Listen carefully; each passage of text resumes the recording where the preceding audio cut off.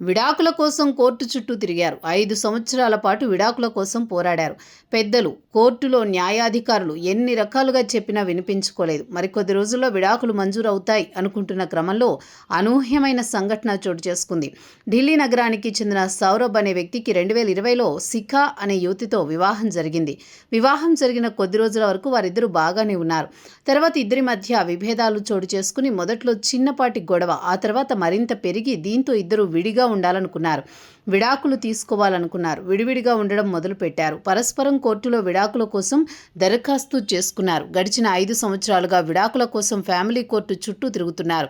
న్యాయవాదుల ఫీజులు, ఇతర ఫీజులకు సంబంధించిన ఖర్చులు వంటి వాటి వల్ల 2 కుటుంబాలు ఆర్థికంగా నష్టపోయాయి.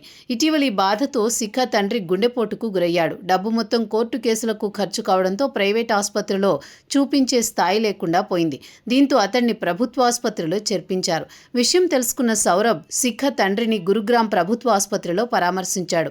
మెరుగైన వైద్యం అందించడానికి తన వంతుగా సహకారం అందించాడు. ప్రస్తుతం అతడు కోలుకుంటున్నాడు.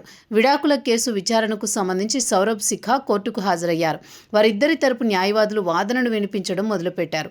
కేసు తుది విచారణలో భాగంగా విడాకులు తీసుకుంటారా అని అడిగారు. వెంటనే శిఖా సినిమా స్టైల్లో తన చేతిలో ఉన్న విడాకుల పత్రాలు చించేసింది.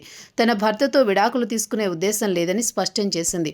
కలిసి ఉంటామని వివరించింది. మొత్తంగా 5 సంవత్సరాల పాటు విడాకులు తీసుకుంటామని అనుకున్న వారిద్దరూ 5 నిమిషాల్లో కలిసిపోయారు. సినిమా స్టోరీని కళ్ల ముందుంచారు. నేటి కాలంలో చిన్న చిన్న ఘటనలకే గొడవలు పడుతున్న వారికి ఈ దంపతులు ఆదర్శంగా నిలిచారు.